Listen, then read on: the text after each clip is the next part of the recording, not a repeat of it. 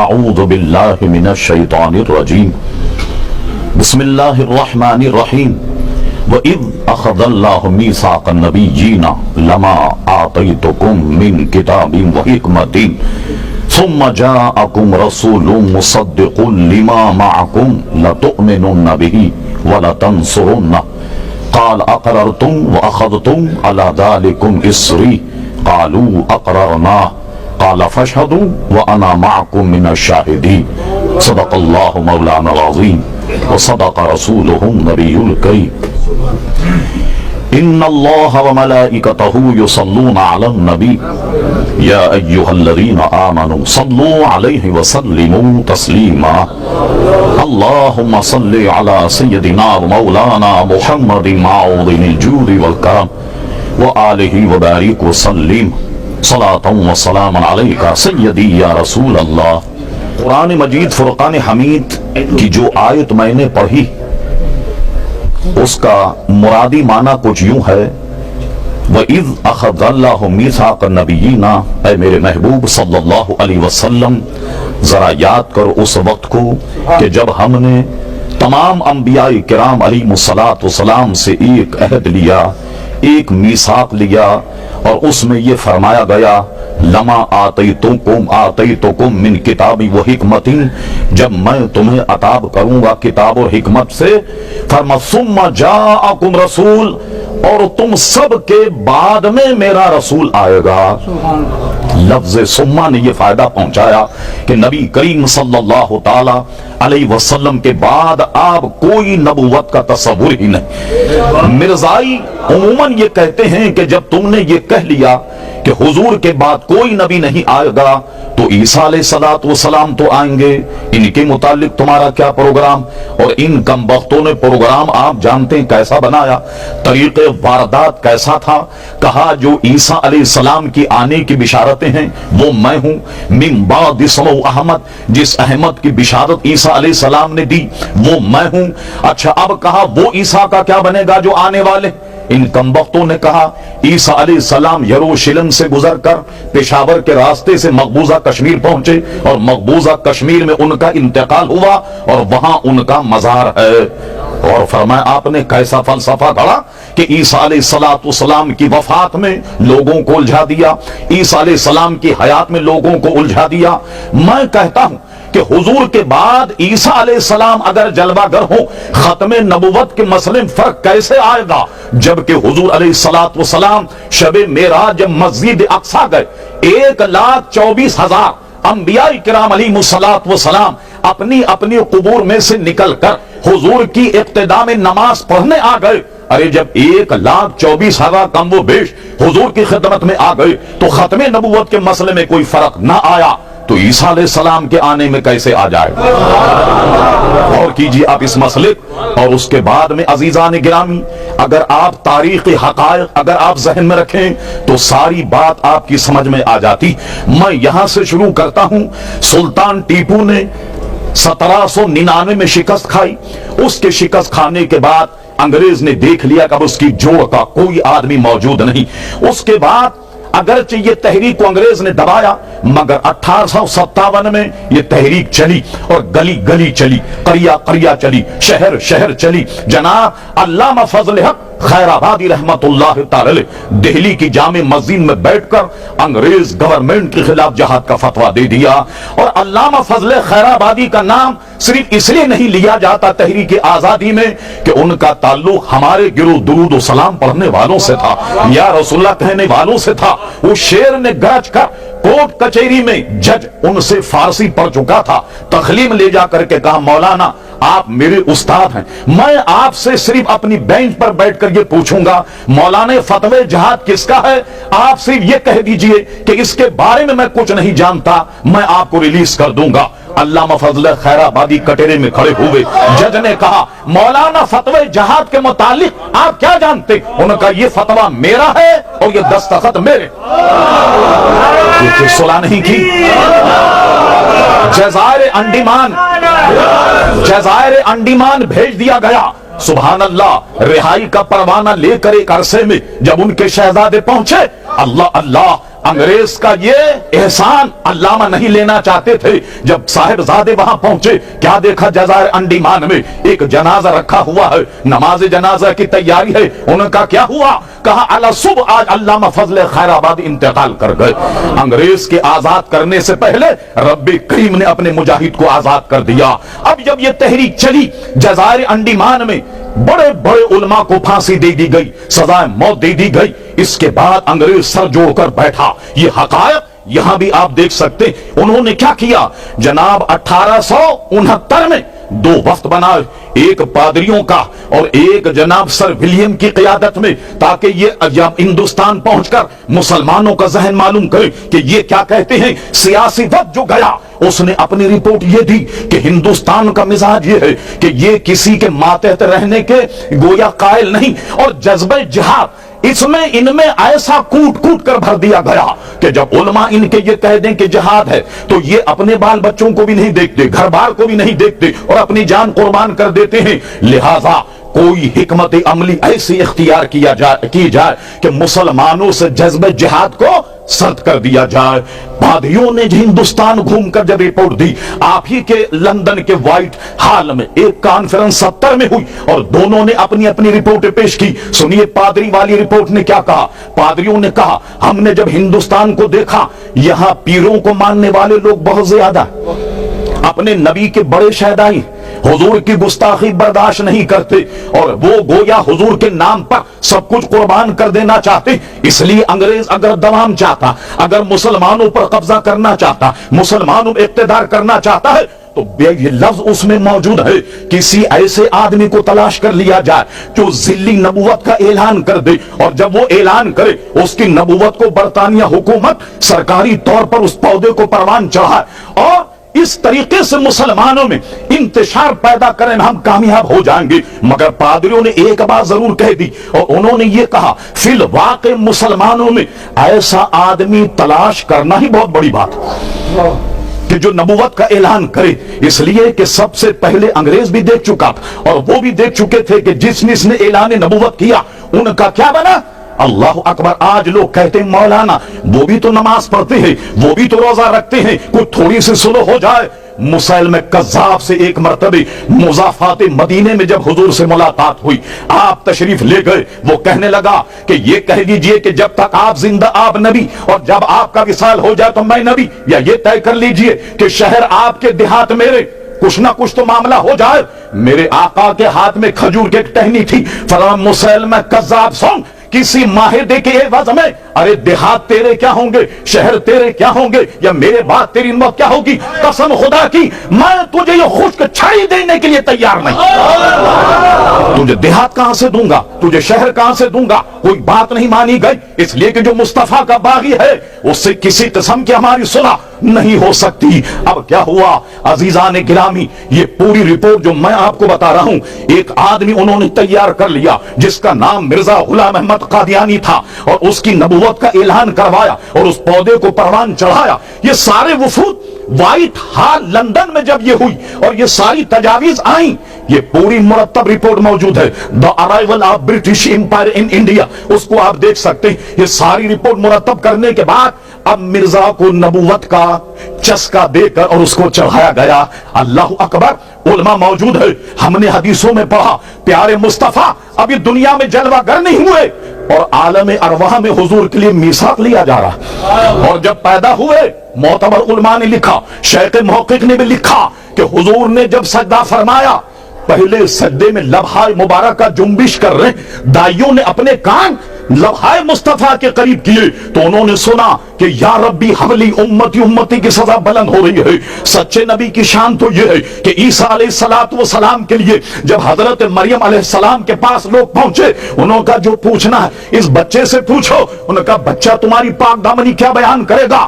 سنیے جو سچا نبی ہو وہ ایک ہی دن کا کیوں نہ ہو. قوم جب مخاطب ہوئی, عیسیٰ علیہ السلام نے کہا قال انی عبداللہ آتانی الکتاب وجعلنی نبیا, میں اللہ کا بندہ ہوں, اللہ نے مجھے کتاب بھی دی ہے, نبوت کا تاج بھی میرے سر رکھا. سچے نبی کی شان تو یہ کہ پیدا ہوتے کہے وجعلنی نبیا, اور اس کا حال یہ تھا. آپ پڑھیے ان کی کتابیں.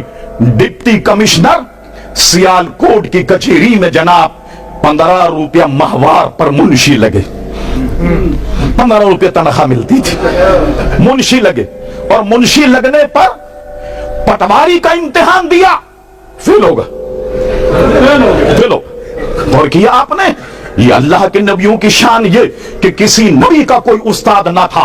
कुरान मजीद ने इरशाद फरमाया, अर्रहमान अल्लमल कुरान, मेरे हबीब को न जिब्रील ने पढ़ाया न मीकाईल ने पढ़ाया, उनको तो पढ़ाने वाला खुद रहमान। साहब इम्तिहान दिया, फेल हो गए, न जाने कितनी मर्तबे मुर्गा बने होंगे, न जाने उस्तादों की कितनी सोटी खाए होंगे, और उसके बाद जाकर के कहते हैं कि मैं नबी हूं, कभी कहा मुस्लिम हूं, और कभी कहता मैं मुजद्दिद हूं, और कभी उसने कहा नबी हूं, और कभी कहता रसूल हूं। और इस अंग्रेज गवर्नमेंट ने इस पौधे को उभारा और चढ़ाया।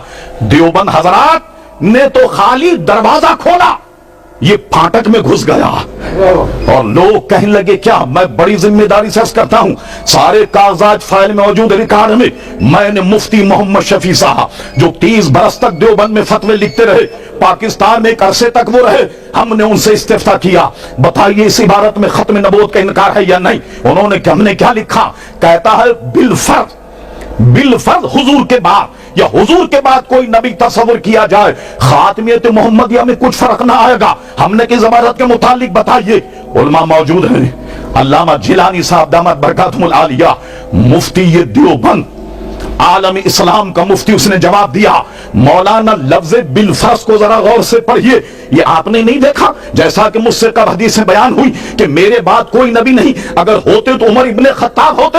ये तो अगर मगर का मसला है कि फिर ये कि हुजूर की जात मुकद्दस, यानी ये कि हुजूर के बाद भी बिलफर्ज कोई नबी पैदा, खात में फर्क नहीं आएगा। मौलाना लफ्ज़ बिलफर्ज को जरा गौर से पढ़ी, जब लफ्ज़ बिलफर्ज आपकी समझ में आ जाएगा, मसला भी समझ में आ जाएगा। फिर हमने उनसे कहा, मौलाना जरा इबारतों का जवाब दीजिए, आप कहते हैं लफ्ज़ बिलफर्ज से खत्म नबूवत के मसले पर कोई फर्क नहीं आया। अब हमारी इबारत सुन लीजिए, जैद कहता है बिलफर्ज बकर की आंख फूट जाए, बिनाई में तो फर्क नहीं आएगा। जैद कहता है बिलफर्ज बकर की आंख फूट जाए, बिनाई में तो फर्क नहीं आएगा। बिलफर्ज जैद की टांग टूट जाए, चाल में तो फर्क नहीं आएगा। बिलफर्ज किसी वहाबी को चौराहे पे पकड़कर नंगा करके जूते मारे जाएं, इज्जत में तो फर्क नहीं आएगा। नहीं आना चाहिए,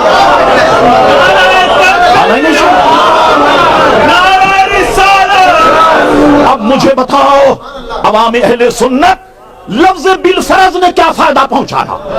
कोई फायदा इसने नहीं पहुंचाया। ये हीले और बहाने हैं। तो तुमने तो गेट खोला, वो फाटक खोलकर घुस गया, और उसने सिर्फ यही नहीं कि दावे नबूवत किया, बल्कि प्यारे मुस्तफा की गुस्ताखियां की हैं, सहाबा की गुस्ताखियां की हैं, ईसा अलैहि सलाम की गुस्ताखियां की हैं। अल्लाहु अकबर, ये सेहरा अल्हम्दुलिल्लाह अहले सुन्नत के सर है। अगर अहले हदीस सेहरा बांधना चाहे, उलमा देवबंद सेहरा बांधना चाहे, इन कम वक्त में तो शादी का सेहरा ना जाए तो ये सेहरा कहां बांधे?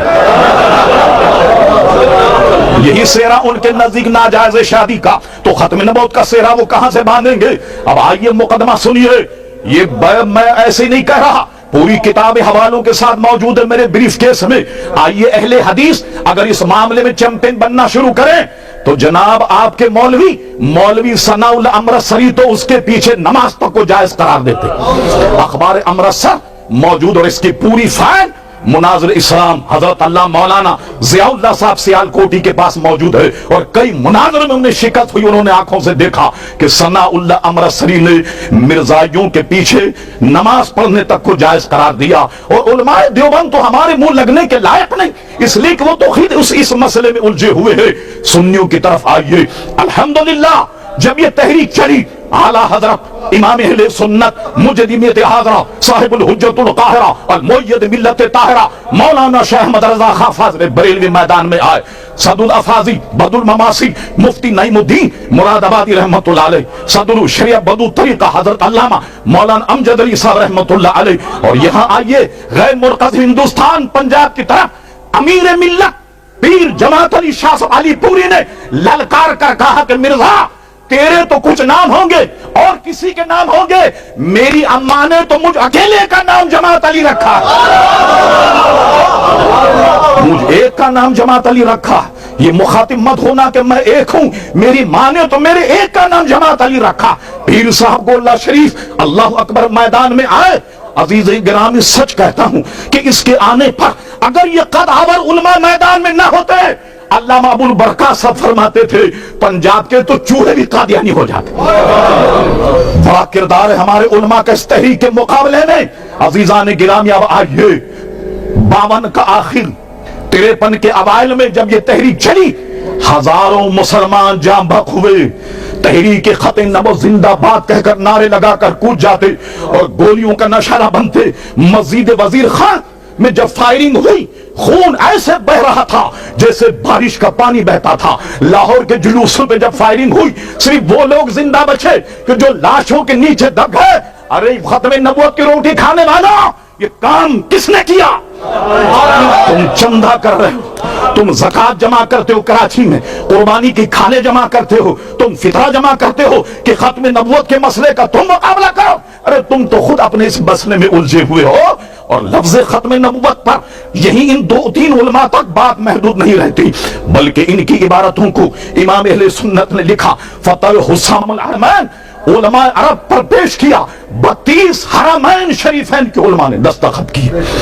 یہ بات تھی 1326 اور 1340 میں حضرت علامہ شیر بیش سنت مولانا حشمت علی خان صاحب رحمت اللہ علیہ نے ایک فتویٰ مرتب کیا، ایک سوال بر صغیر کے تمام علماء کو بھیجا۔ اللہ اکبر، اس پر بر صغیر کے علماء نے 268 علماء کے دستخط اس میں موجود ہیں، جو الصوارم الہندیہ کے نام سے چھپا۔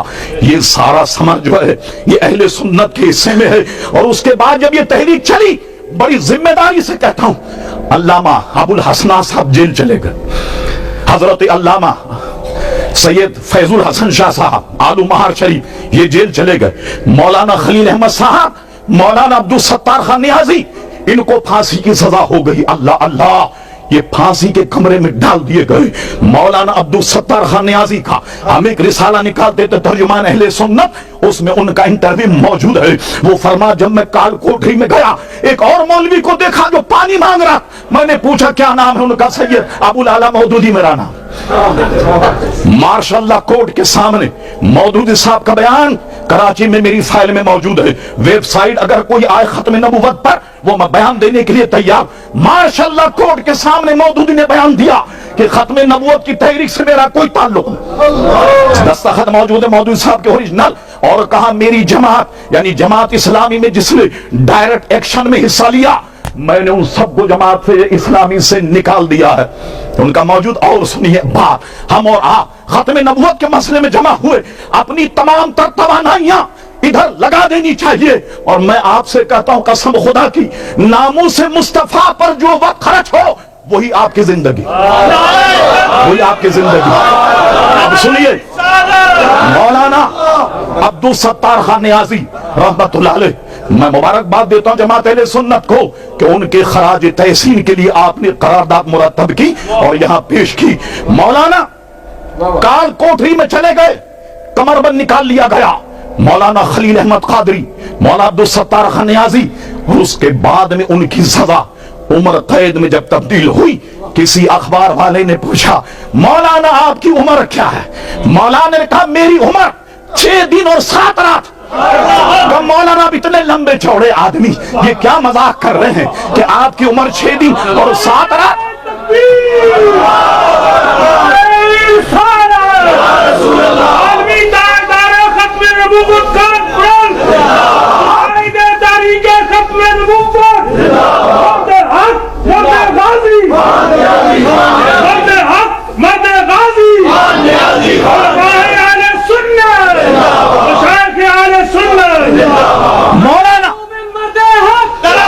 مولانا آپ اتنے لمبے چوڑے آدمی، اتنی قداوت، اور فرماتے ہیں کہ 6 دن اور 7 رات میری عمر ہے، وہ کیسے؟ اخبار والے ہنسنے لگے۔ مولانا کا سنو، کال کوٹری میں ختم نبوت کے مسئلے میں جتنے دن اور راتیں میں نے گزاری قسم خدا کی وہی میری عمر، وہی میری عمر ہے، اور باقی عمر تو جو ہے وہ میں نے جانے کہاں ضائع کی، مگر عمر وہی ہے جو میرے آقا کے لیے میں نے جیل کی کاٹ کوٹری میں گزاری ہے۔